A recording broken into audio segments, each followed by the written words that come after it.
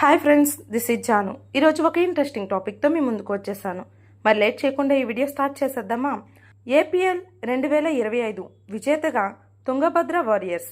Andhra premium league 2025 విజేతగా Tungabhadra warriors నిలిచింది.